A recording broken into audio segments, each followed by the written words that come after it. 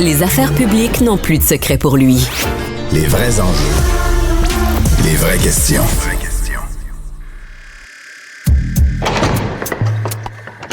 La criminalité, c'est un cycle. Et tu vois, le nouveau procès va se dérouler sans qu'aucun témoin ne se présente à la barre. L'histoire des criminels racontée par l'unique journaliste d'enquête, Félix Séguin. Bonjour Félix.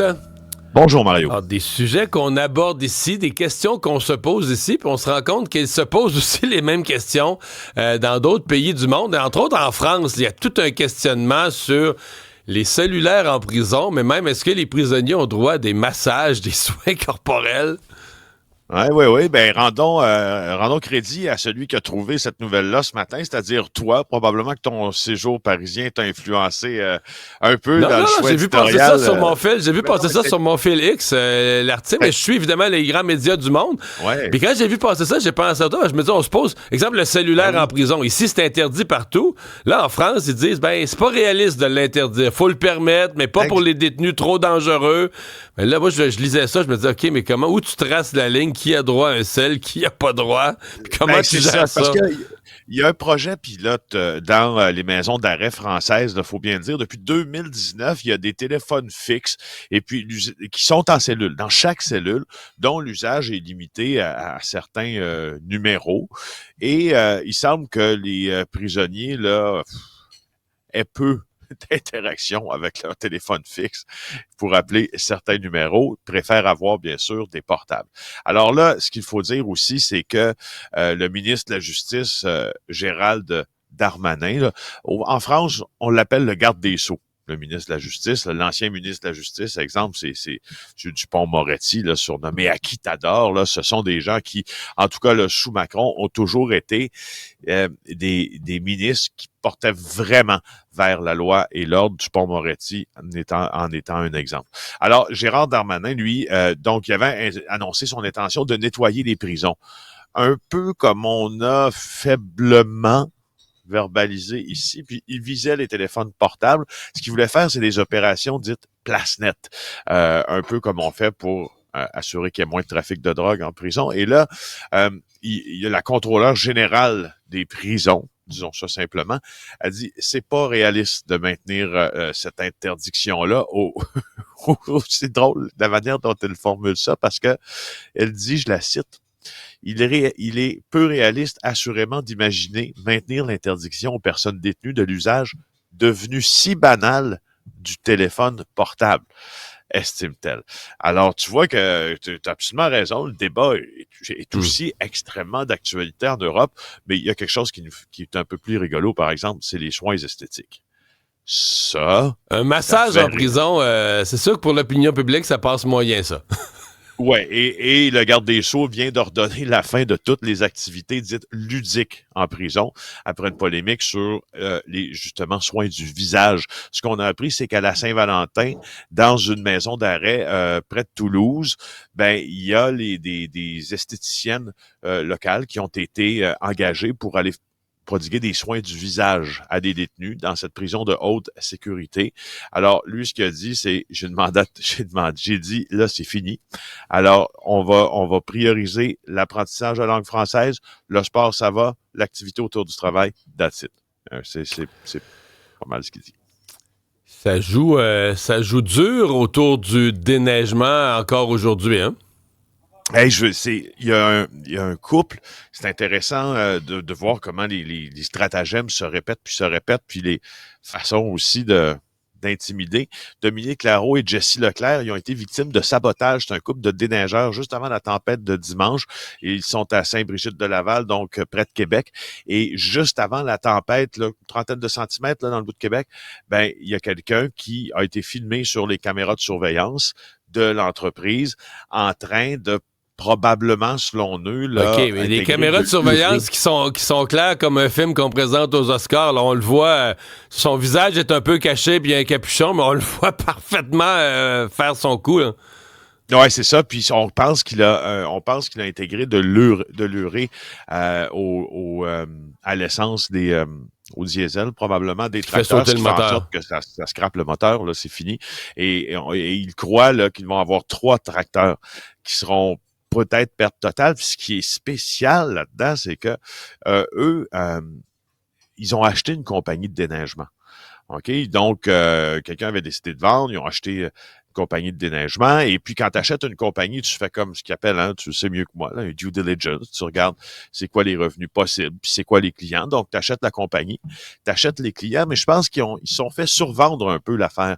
Ils estiment qu'il y avait beaucoup moins de clients que ce que le vendeur avait la compagnie prétendu. de déneigement. Ouais, c'est ça. Alors là, ce qu'ils ont fait, c'est qu'eux-mêmes, par sollicitation, ont créé une banque de clients supplémentaires, élargir leur base d'affaires. Et Ben, là, ils ont volé à quelqu'un d'autre, là.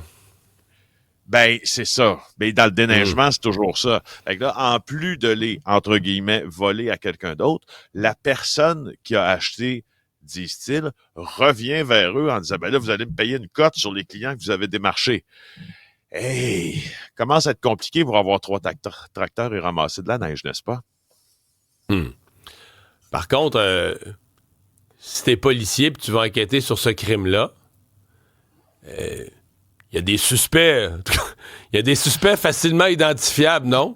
Oui. Ben, surtout écoute, avec l'image. T'as l'image vidéo quand même hyper claire, puis tu dis, OK, là, c'est qui les compétiteurs ou c'est qui les gens qui ont directement intérêt à scraper les tracteurs? 1 + 1 = 2, là. À mon avis, un policier enquêteur peut te rapper cette enquête-là en 24 heures, non? Oui, ça prend pas le policier, ça prend pas le plus... Ça prend pas Sherlock Holmes. Non, ça prend pas, c'est comme tu dis, pour savoir qui est ce suspect-là. Puis d'ailleurs, la Sûreté du Québec est avisée, il y a une plainte qui est déposée. Hey, je vais dire comme toi, là, si on y met moindrement d'efforts, là, demain matin, on pourra peut-être avoir un résultat. Là. Non, effectivement. Bon, un anesthésiologiste qui était accusé d'avoir tué un patient. On a eu le jugement, là. Ouais, on a eu le jugement, et puis c'est un jugement sans appel, entre guillemets, là, pas qu'il n'y aura pas d'appel, mais que le jugement se range résolument dans le cas de l'ex-anesthésiologiste qui vient d'être donc acquittée. Elle était accusée à la Cité de la Santé à Laval là, d'avoir mis fin à la vie d'un patient contre son gré. La police a commencé à s'impliquer là-dedans. Elle a été accusée, elle a été mise au banc, littéralement, de sa profession.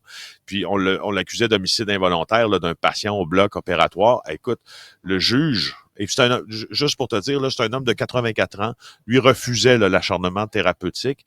Et puis, ben, coudonc, elle, en sa qualité d'anesthésiologiste, elle a suivi ce qu'elle pensait faire parce que son intestin était nécrosé. Elle le savait condamné. Elle a écouté ce que le patient lui a demandé et elle a soulagé ses douleurs. Son patient s'appelait Raymond Bissonnette et puis elle l'a laissé tranquillement partir. Là, on s'est toujours demandé mais pourquoi elle se ramasse devant le tribunal? Parce qu'il semble qu'il y a des médecins qui dans ses collègues, qui allaient à l'encontre de cette décision-là, puis le juge a rejeté complètement la thèse.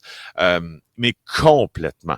Et là, voilà, il va y avoir des poursuites. À mon avis que c'est pas fini cette histoire-là, parce que là, cette personne-là, on vient de massacrer sa carrière, là. Ben c'est ça, oui, tout à fait, tout à fait. D'ailleurs, on devrait parler de l'ex-anesthésiologiste d'ailleurs, parce qu'elle ne l'est plus, c'est ce que je comprends. Et là, Marc-André Dagenet qui a jugé tout ça, là, il l'a cru, je cite, sans réserve l'accusé. La Nadine Touma, maître Nadine Touma, l'avocate d'Isabelle Desormeaux, a dit que c'est une victoire pour tous les médecins qui œuvrent en soins critiques, qui sont bienveillants, compétents, qui respectent la volonté des patients. Et le juge a même rejeté complètement la thèse des 2 témoins clés de la couronne.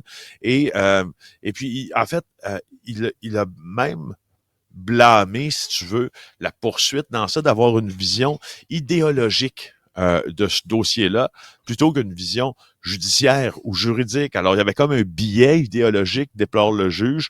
Je vais te dire exactement ce qu'il dit, parce qu'on parle souvent de justice ici, c'est important hein, de le connaître, de savoir ce qui se passe dans les tribunaux. Il dit « L'idéologie mettant de l'avant la vie à tout prix au détriment de ce droit inaliénable ne peut servir d'assise à une condamnation criminelle. » Alors, c'est clair, là, je veux dire, il n'y a aucun doute dans le jugement du juge Dagenet. Et finalement, les contrôleurs routiers qui reviennent à la charge, c'est un vieux débat. Moi, j'étais en politique, là, ça fait 20 ans de ça, et c'était déjà une demande qu'on nous formulait, là, que les contrôleurs routiers puissent être armés. Mais là, ils ont quand même de nouveaux arguments, il n'y a pas de doute. Ouais, c'est drôle, je vais en parler pendant 20 secondes. Je me demandais justement, toi, dans ta carrière, ça faisait combien de temps que tu entendais ces récriminations-là puis ces revendications-là des contrôleurs routiers? Tu vois, tu réponds à la question. Tu étais en politique et c'était d'actualité. Moi, d'autant que je me rappelle, je suis journaliste depuis 1999 à Montréal. C'était d'actualité à ce moment-là aussi. Et à chaque quelques mois ou quelques années, les contrôleurs routiers, disons, ajoutent là, à leurs revendications un sujet d'actualité qui serait peut-être... Mais je l'ai reçu, leur porte-parole l'année passée qui dit, écoutez, là, dans les camions, on sait pas qui conduit, on sait pas qu'est-ce qu'ils transportent. Il y en a-tu un qui dit qu'il transporte des bananes, mais tu sais qu'il y a de la coke ou du fentanyl ou tu sais mélangé quelque part dans la cargaison. Si on lui demande d'ouvrir son camion, lui, il peut devenir dangereux pour nous parce qu'il veut pas être découvert. Eux plaident qu'ils ont de plus en plus de gens dangereux là, qu'ils ont à intercepter. Ben c'est ça. Donc, la fraternité là, des constables du contrôle routier, ce qu'ils disent, puisque Jean-Claude Daigneault dit là maintenant, c'est que là, il y a un plan de sécurité à la frontière, faut s'en occuper. Et là, nous, on va être appelés aussi à lutter, dans le fond, contre le trafic de fentanyl, parce que si on fait des interceptions, on peut peut-être en déceler, on peut peut-être en découvrir. On n'a pas de formation, on n'est pas armé, il faut qu'on le soit. Je suis d'accord avec toi pour dire que là, je veux dire, si on veut mettre tout le monde à profit là, à la frontière, ça serait peut-être pas fou que les contrôleurs soient armés. Est-ce qu'ils ont besoin d'être tous armés? C'est ça ma question. Est-ce qu'on peut faire 2 classes de contrôleurs routiers? Moi, je me suis toujours posé la question, ceux qui sont à la frontière, ceux qui sont ailleurs au Québec. En même temps, le transport routier, je veux dire, c'est pas juste à la frontière. Alors, tu sais, je soulève. À suivre. Hey, merci Félix, à demain. Plaisir. Bon.